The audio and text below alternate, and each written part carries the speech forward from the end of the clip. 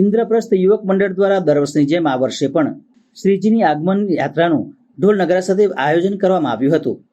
ઇન્દ્રપ્રસ્થ યુવક મંડળ દ્વારા શ્રીજીના આગમન યાત્રામાં ભારે ઉત્સાહથી મંડળના સભ્યો અને રહીશો જોડાયા હતા। વડોદરાના પૂર્વ સાંસદ રંજનબેન ભટ્ટ, ઇન્દ્રપ્રસ્થ યુવક મંડળના પ્રમુખ તરંગ શાહ, ઉપપ્રમુખ આશય શાહ, યુવક મંડળના સભ્યો તથા ઇન્દ્રપ્રસ્થ સોસાયટીના રહીશો મોટી સંખ્યામાં આગમન યાત્રામાં જોડાયા હતા। નાચી ઝૂમી બાપાની યાત્રામાં મન મૂકીને નાચ્યા હતા। આ વર્ષે શ્રીજીને રથયાત્રાની જેમ સજાવેલા રથમાં બેસાડીને રહીશો અને સભ્યો ભારે ઉત્સાહ અને ભક્તિભાવથી શ્રીજીના રથને દોરડા વડે ખેંચીને પંડાલ સુધી લાવ્યા હતા। ગણપતિ બાપ્પા મોરિયાના નાદથી પંડાલ ગુંજી ઉઠ્યો હતો। એક રથયાત્રામાં રથમાં બિરાજમાન કરી તેમને ઇન્દ્રપ્રસ્થ ભૂમિમાં લાવવામાં આવ્યા છે। આ વર્ષે પણ ઇન્દ્રપ્રસ્થ યુવક મંડળ દ્વારા આ 10 દિવસ દરમિયાન અનેક સામાજિક કાર્યો કરવામાં આવશે।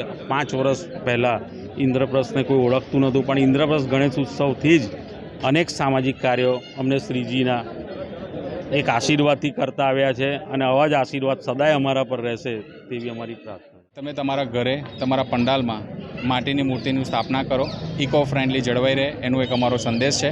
અને એ જ સંદેશના સાથે અમે અમારા ઇન્દ્રપ્રસ્થના પ્રાંગણમાં ઇકો ફ્રેન્ડલી કુંડ બનાવેલો છે કે જે 3.5 થી 3 ફૂટ સુધીની જેટલી પણ તમારી માટીની મૂર્તિ હોય એને અમારા સ્વચ્છ પાણીમાં વિસર્જન કરવા આવો, એ અમારું વડોદરાવાસીઓને આહવાન છે।